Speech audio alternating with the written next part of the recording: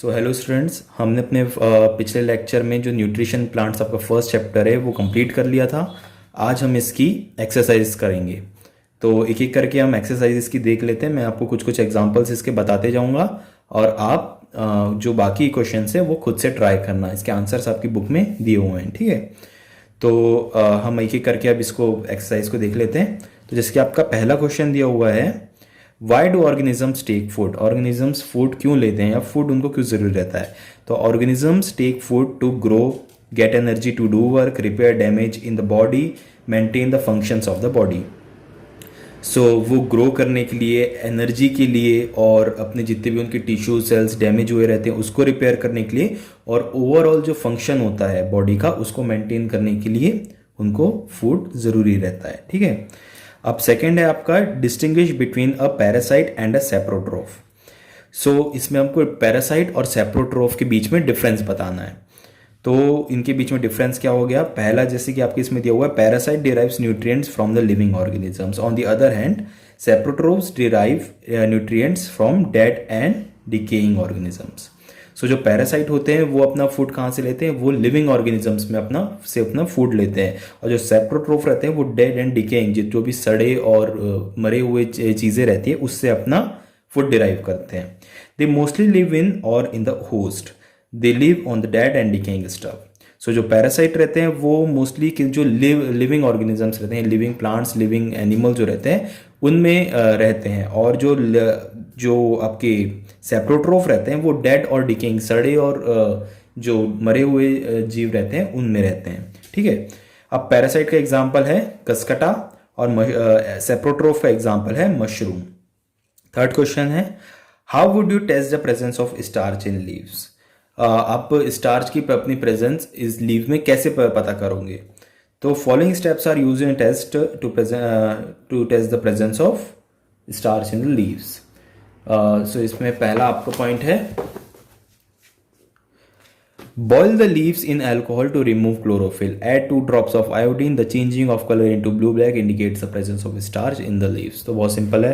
आप एक लीव को लेके बॉईल करेंगे अल्कोहल में जिससे कि उसका क्लोरोफिल रिमूव हो जाएगा।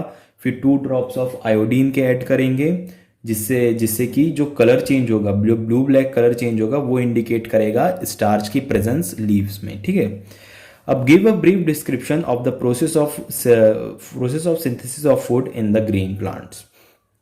सो छोटा सा हमको डिस्क्रिप्शन देना है जो प्रोसेस रहती है फूड प्रिपेयर करने की प्लांट में, जिसको हम कहते हैं फोटोसिंथेसिस, उसके बारे में बताना है, ठीक है।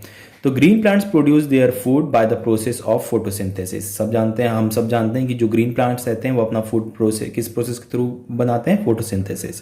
During photosynthesis chlorophyll contains cells of leaves in the presence of sunlight use carbon dioxide and water to synthesise carbohydrates. So photosynthesis process में क्या होता है, जो क्लोरोफिल कंटेनिंग सेल्स रहते हैं वो सनलाइट की प्रेजेंस में कार्बन डाइऑक्साइड और वाटर को लेके क्या बनाते हैं, कार्बोहाइड्रेट और ऑक्सीजन बनाते हैं, जो कि होता है प्लांट का फूड, ठीक है। अब नेक्स्ट क्वेश्चन आपका fifth, show with the help of the sketch that plants are the ultimate source of food. So जैसे कि आपके इसमें डायग्राम में दिया हुआ है कि पहले जो ग्रास है, ग्रास को कौन खाएगा, ग्रास ऑफर खाएगा, ग्रास ऑफर को फ्रॉग खाएगा, फ्रॉग को स्नेक खाएगा, स्नेक को हॉक खाएगा, तो ठीक है। तो इसमें आपको दिख रहा है कि जो सबसे प्राइमरी सोर्स है, सबसे पहला जो सोर्स है वो क्या है, प्लांट है, एक ग्रास है। तो जो प्लांट होते हैं इसी से हमें पता चलता है कि जो प्लांट रहते हैं वो प्राइमरी सोर्स होते हैं फूड का, ठीक है। अब आपका सिक्स्थ है, fill in the blanks. Green plants are called blank since they synthesise their own food. Green plant जो रहते हैं वो क्या है, ब्लैंक कहलाते हैं since they synthesise their own food. तो ब्लैंक में हमारा क्या आएगा ऑटोट्रॉफ्स, क्योंकि ग्रीन प्लांट खुद का फूड खुद बनाते हैं, that's why they are called as autotrophs. The food synthesised by the plants is stored as. जो प्लांट के द्वारा फूड बनाया जाता है वो किस फॉर्म में स्टोर होता है, तो इसका आंसर आएगा स्टार्च। जो भी प्लांट फूड बनाता है वो प्लांट में स्टार्च के फॉर्म में स्टोर होता है, ठीक है। बाकी 2 क्वेश्चन और दिए हुए हैं, इसके आंसर आपके इसमें दिए हुए हैं, आप इसको ट्राई करना खुद से, ठीक है। अब सेवंथ आपका है, a parasite plant with yellow slender and branched stem, name the following है। तो इसका आंसर क्या होगा, कसकटा। सेकंड वाला है a plant that is partially autotrophic, ऐसा प्लांट बताना है हमको जो कि पार्शियली, जो आधा ऑटोट्रॉफिक है, मतलब पूरा ना ऑटोट्रॉफिक है ना सॉरी हेटरोट्रॉफिक है। तो the plant that is partially autotrophic, तो इसका आंसर होगा इंसेक्टिवोर्स प्लांट्स। ठीक है। द थर्ड है the pores through which leaves exchange gases, तो हमने इसमें देखा था, एक सेम डायग्राम भी हमने देखा था कि जो पोर्स होते हैं लीव्स में जिसके थ्रू कार्बन डाइऑक्साइड अंदर आती है, जो ऑक्सीजन रहती है वो बाहर जाती है, जो गैशियस एक्सचेंज होता है वो क्या कहलाता है, वो कहलाता है स्टोमेटा। जो लीव्स में पोर्स रहते हैं उसको बोलते हैं स्टोमेटा। ठीक है, तो उसी के थ्रू गैशियस एक्सचेंज होते हैं, तो इसका आंसर आ जाएगा स्टोमेटा। उसके बाद है आपका टिक द करेक्ट आंसर। इसमें पहला है Cuscuta is an example of, तो हमने यहाँ पर अभी देखा कि कसकटा किस चीज़ का एग्जाम्पल है, कसकटा एग्जाम्पल है एक पैरासाइट का। कसकटा एक पैरासाइट है, वो दूसरे प्लांट्स में इसके थ्रू अपना फूड डिराइव करता है। ठीक है। इसके बाद है the plant which traps and feed on insects is, बहुत सिंपल है, जो प्लांट होता है वो कौन सा प्लांट होता है जो कि इंसेक्ट्स पे फीड करता है, उसको हम कहते हैं पिचर प्लांट। मतलब कि एक हमने पिचर प्लांट के बारे में देखा था जो कि इंसेक्ट को ट्रैप कर लेता है और उसको अपने फूड के रूप में कंज्यूम करता है। ठीक है, तो वो है पिचर प्लांट। फिर है आपका मैच द कॉलम। अब मैच द कॉलम हम देख लेते हैं। मैच द कॉलम में क्या है, फर्स्ट दिया हुआ है क्लोरोफिल, और सेकेंड है नाइट्रोजन, थर्ड है कसकटा, फोर्थ है एनिमल्स और फिफ्थ है इंसेक्ट्स। तो हम इसको मैच कर लेंगे। क्लोरोफिल किस चीज़ के हो सकता है, राइजोबियम नहीं हो सकता, हेटेरोट्रॉफ नहीं, पिचर प्लांट नहीं। क्लोरोफिल किस में प्रेजेंट होता है लीफ में प्रेजेंट होता है, तो क्लोरोफिल का आएगा आपका मैच होगा किससे, लीफ से। वैसे ही नाइट्रोजन किससे होगा, नाइट्रोजन आपका होगा राइजोबियम। नाइट्रोजन फिक्सेशन हमने देखा था इसमें कि जो सॉइल में करता है वो है तो वो कौन सा बैक्टीरिया है, राइजोबियम, तो इसलिए नाइट्रोजन किससे होगा, राइजोबियम से। वैसे ही कसकटा क्या है, कसकटा है पैरासाइट, तो कसकटा होगा पैरासाइट से। वैसे ही एनिमल्स हेटेरोट्रोफ्स होंगे और इंसेक्ट्स जो होंगे वो होंगे इंसेक्ट अगर किससे मिलाएंगे तो वो होगा पिचर प्लांट से आएगा, क्योंकि पिचर प्लांट इंसेक्ट्स को कंज्यूम करता है फूड के रूप में। तो ये आपके मैच द कॉलम हो गए। ठीक है।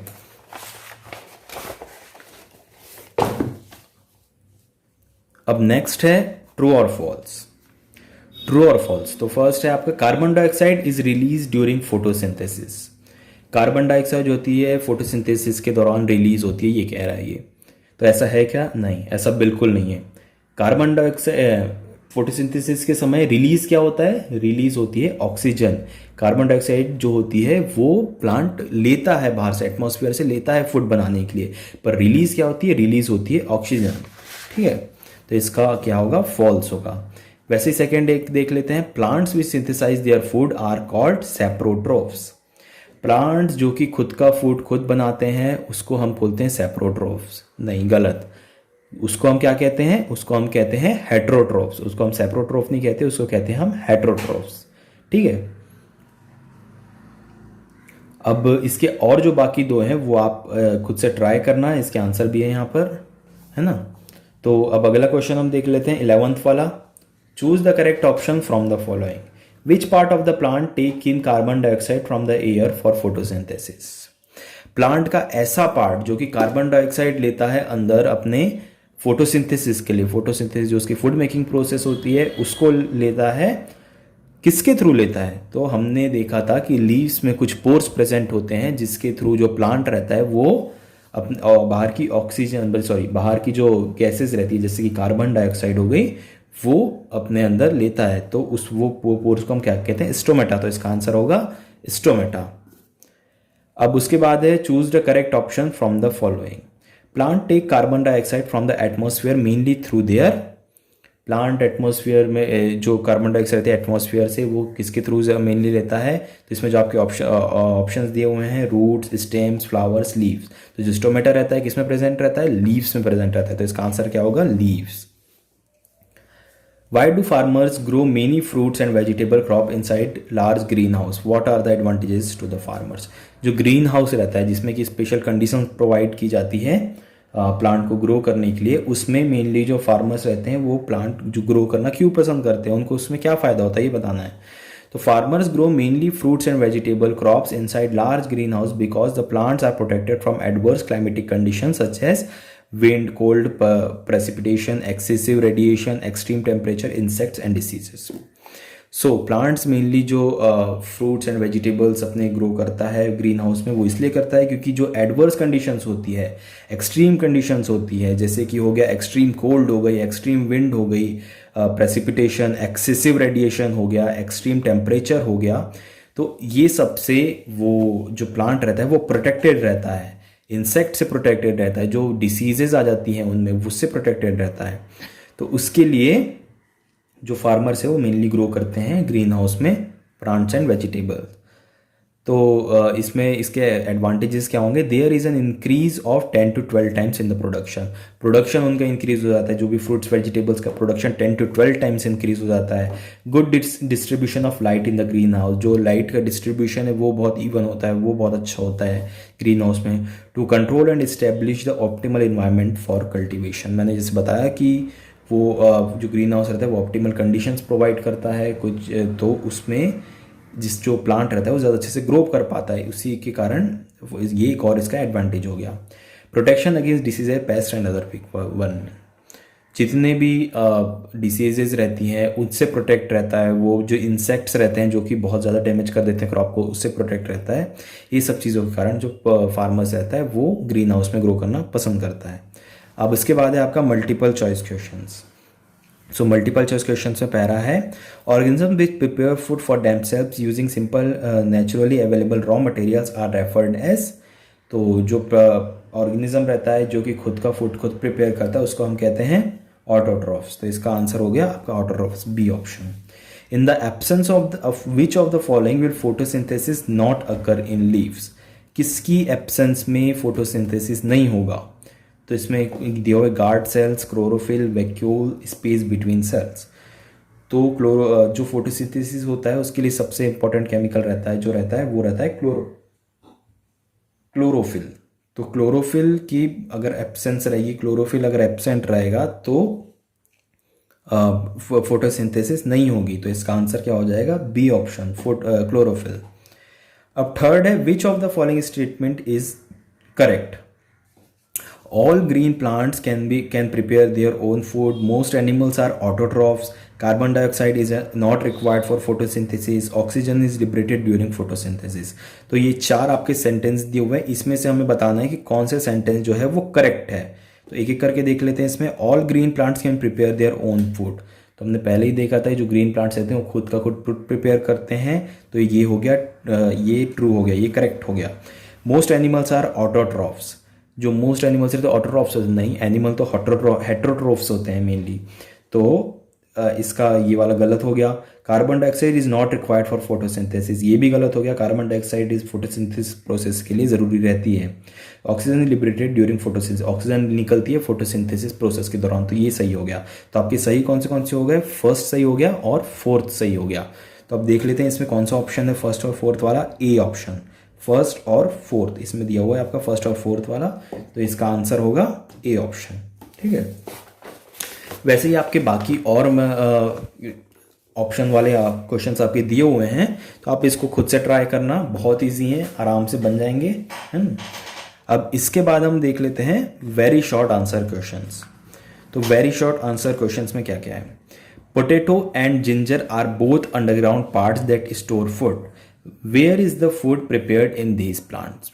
अब इसमें ये बोल रहा है कि जो पोटैटो रहता है, जो जिंजर रहता है, जो आपका आलू रहता है और जो अदरक रहता है, वो तो ज़मीन के अंदर रहते हैं, ज़मीन के अंदर ग्रो होते हैं, तो उनका फूड कैसे बनता है? क्योंकि हमने देखा है सनलाइट ज़रूरी रहती है फूड प्रिपेयर होने के लिए फोटोसिंथेसिस के थ्रू। तो इसका आंसर होगा in both the plant shoot system and leaves are above ground, they prepare food through photosynthesis and transport it to the underground parts for storage.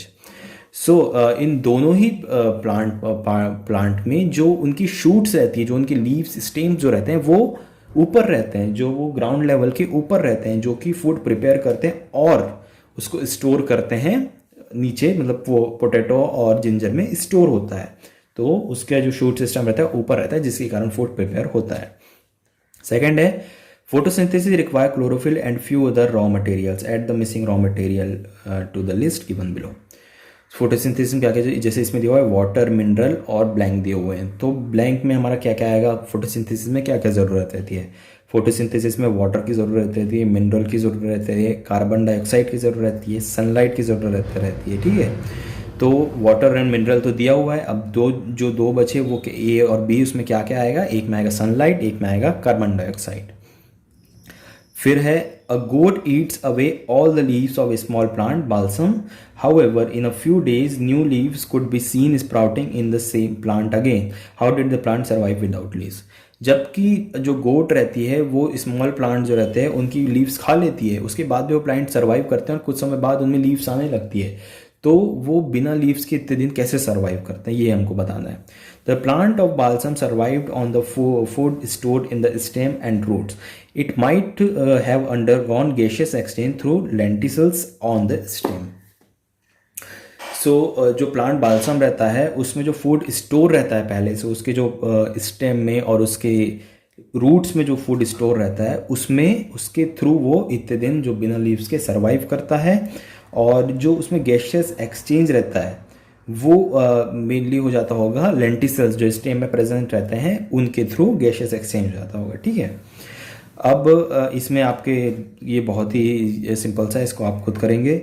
जैसे कि इसमें आपका वर्ड्स इधर उधर करके दिए हुए हैं, उसको आपको अरेंज करना है। जैसे कि RASPAEIT दिया हुआ है तो उसका बन जाएगा पैरासाइट, वैसे ही बाकी सब भी है, आप कर लेंगे। इसके बाद है nitrogen is an essential nutrient for plant growth, but farmers who cultivate pulse crop like green gram, Bengal gram, black gram etcetera do not apply nitrogenous fertilisers during cultivation. Why? So जो नाइट्रोजन रहता है वो बहुत essential nutrient रहता है plant growth के लिए, पर जो फार्मर्स रहते हैं जो कि ग्रीन ग्राम और बंगाल ग्राम ये सब ग्रो करते हैं वो नाइट्रोजनस फर्टिलाइजर्स नहीं डालते। वो पूछ रहा है क्यों नहीं डालते, तो हमने पहले ही पढ़ा था इसमें कि एक राइजोबियम जो बैक्टीरिया रहता है वो एसोसिएशन में रहता है, सिम्बायोटिक एसोसिएशन में रहता है। जो रूट्स रहती है पल्सेस की, ये सारी पल्सेस है, तो उसकी रूट्स में जो रहती है वो सिम्बायोटिक एसोसिएशन से रहता है, जिसके कारण वो नाइट्रोजन फिक्स करता है, इसलिए उनको ज़रूरत नहीं रहती नाइट्रोजनस फर्टिलाइजर्स की और वो आराम से ग्रो हो जाते हैं। When dough is left in the open after a few days, starts to emit a foul smell and become unfit for use. Given reason. So जो कोई भी डो रहता है, जो आपका आटा रहता है, वो अगर आप थोड़ी दिन के लिए बाहर रख दें तो वो कुछ समय बाद बहुत बुरा स्मेल करने लगता है। वो क्यों करने लगता है ये पूछ रहा है। तो जो आटे में क्या रहता है, कार्बोहाइड्रेट रहता है। तो जो कार्बोहाइड्रेट रहता है आटे में, वो यीस्ट उसमें यीस्ट ग्रो होने लगता है, जिसके कारण कि जो यीस्ट रहता है वो कार्बोहाइड्रेट को ब्रेक करके simpler compounds like carbon dioxide और अल्कोहल में उसको कन्वर्ट करता है, तो जिसके कारण एक सड़ी हुई स्मेल आती है, अल्कोहल के कारण जो एक स्मेल आती है, तो इसका रीज़न हो गया ये। उसके बाद है sunlight, chlorophyll, carbon dioxide, water and minerals are raw materials essential for photosynthesis. Do you know where they are available? Fill in the blanks with the appropriate raw material.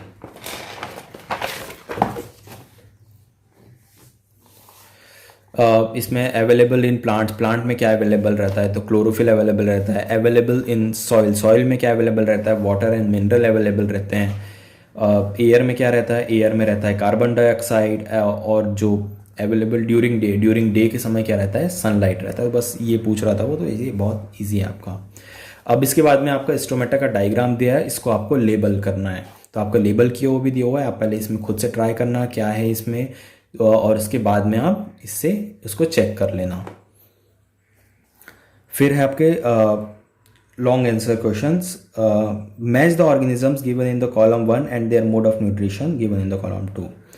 तो आपको इसको ऐसे कॉलम 1 में आपके दिए हुए हैं ऑर्गेनिज्म दिए हुए हैं और सेकेंड इज पे उनके मोड ऑफ न्यूट्रिशन दिए हुए, इसको आपको मैच करना है। तो मैंगो ट्री क्या हो गया, मैंगो ट्री होते हैं, ट्री हो गया, एक प्लांट हो गया, तो ऑटोट्रॉफ्स हो जाएंगे। फिर मशरूम क्या हो गया, मशरूम हो गया सैप्रोट्रॉफ हो गए, mushroom dead and decaying organisms में ग्रो करते हैं। फिर पिचर प्लांट हो गया, पिचर प्लांट हो गया आपका इंसेक्टिवोर्स प्लांट्स हो गया। कसकटा हो गया पैरासाइट हो गया कसकटा। और जो लास्ट बचा आपका एलिफेंट हो गया, एलिफेंट जो हो गया वो हो गया हेटेरोट्रॉफ, ठीक है। फिर है सेकंड वाला, wild animals like tiger, wolf, lion and leopard do not eat plants, does this mean that they can survive without plants, can you provide a suitable explanation? Animals like tiger, wolf, lion and leopard are carnivores and do not eat plants. They hunt and eat herbivorous animals like deer, gaur, bison, zebra, giraffe, etc., which are dependent on plants, no plants for food. If there are no plants, herbivorous animals will not be able to survive as they will have no food and would die of starvation. They will ultimately affect animals like tiger, wolf, lion and leopard that depend on herbivorous animals for food. They will have nothing to eat and thus would not survive from this. It can be concluded that all heterotrophs directly or indirectly dependent on plants for food and cannot survive without food. तो कि इसमें ये बोल रहा है कि जो आपके एनिमल्स रहते हैं वो तो प्लांट नहीं खाते, तो इसका मतलब क्या ये है कि वो प्लांट्स के बिना नहीं रह सकते? तो इसमें यही बताया है, पर जो एनिमल्स रहते हैं वो क्या खाते हैं? वो खाते हैं दूसरे एनिमल्स को, जैसे कि डियर हो गया, गोट हो गया, आपका बाइसन हो गया, ये सब खाते हैं। तो पर जो ये दूसरे एनिमल्स रहते हैं जिनको वो खाते हैं वो तो प्लांट पे डिपेंड रहते हैं। तो अगर प्लांट नहीं रहेंगे तो वो एनिमल्स कुछ नहीं खा पाएंगे, जिनके कारण वो सर्वाइव नहीं करेंगे, और वो सर्वाइव नहीं करेंगे तो जो टाइगर्स और लेपर्ड्स है उनके पास खाना नहीं रहेगा, जिस कारण वो भी ख़त्म हो जाएंगे। तो इसका मतलब ये है कि प्लांट जो दूसरे भी हेटेरोट्रॉफ्स रहते हैं, जो भी आपके कार्निवोरस एनिमल्स रहते हैं, वो भी इनडायरेक्टली कहीं ना कहीं प्लांट्स पे डिपेंड होते हैं। फिर filling the blanks of the paragraph given in below with the words provided. तो leaves chlorophyll energy food note a word can be use more than once. इसमें बोल रहा है कि वर्ड दो बार भी, इससे एक से ज़्यादा बार भी यूज हो सकते हैं। Leaves have a green pigment called blank which captures blank from sunlight. Leaves have green pigment called, green pigment क्या होता है? वो होता है chlorophyll which captures sun energy, ठीक है, और फ्रॉम द सनलाइट। इसके बाद these blank is use in the process of blank and along with other raw materials like blank and blank synthesis, ठीक है। तो इसमें आपके सारे ये दिए हुए हैं, इसको आप भर लेंगे खुद से। जैसे कि पहले इसमें फर्स्ट वाला सी वाला एक मैं बता देता हूँ आपको, these blank is use in the process of, so these energy आएगा। जैसे कि हमने यहाँ पर देखा, leaves have a green pigment called chlorophyll which captures energy. जो क्लोरोफिल रहता है वो एनर्जी कैप्चर करता है सनलाइट से, और वही energy, these energy is use in the process of, कौन सी प्रोसेस में यूज होता है? तो इसमें डी में आंसर आएगा इसका, फोटोसिंथेसिस। प्रोसेस जो होती है फोटोसिंथेसिस। तो वैसे ही ई, एफ और जी है वो आप खुद से भर लेंगे। फिर है, can you give me a name, solve each of the following riddles by writing the name of the organism and its mode of nutrition on the riddle is solve to help you. I am tall but I cannot move. I am green and can prepare my own food. Tree or autotroph. I live in water. People keep me in an aquarium and feed me.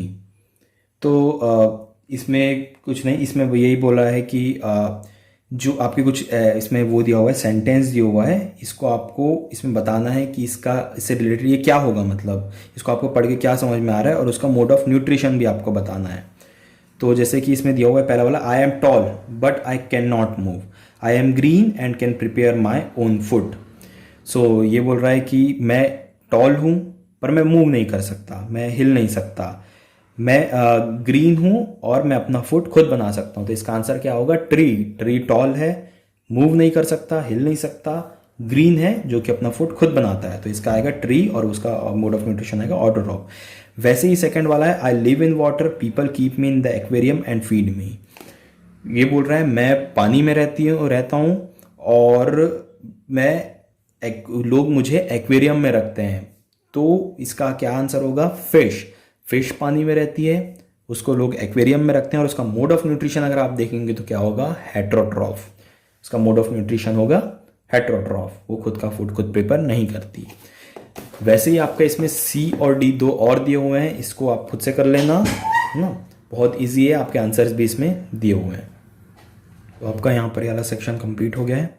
अब हम next अपने lecture में section B का cover करेंगे, जिसमें कि कुछ आपके करेक्ट ऑप्शन सिलेक्ट करने हैं, ये वाला पार्ट दिया हुआ है, और क्वेश्चन आंसर दिए हुए हैं। तो ये सारा पार्ट हम अपने नेक्स्ट लेक्चर में डिस्कस करेंगे। तब तक के लिए आप इसको रिवाइज कर लेना अच्छे से।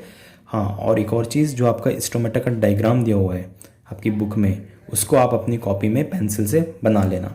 बाकी कोई डायग्राम बनाने की ज़रूरत नहीं है, एक स्टोमेटा का डायग्राम दिया हुआ है, उसको आप अपनी पेंसिल से उससे अपनी कॉपी में बना लेना। ठीक है, तो ये आपका आज का कवर हो गया।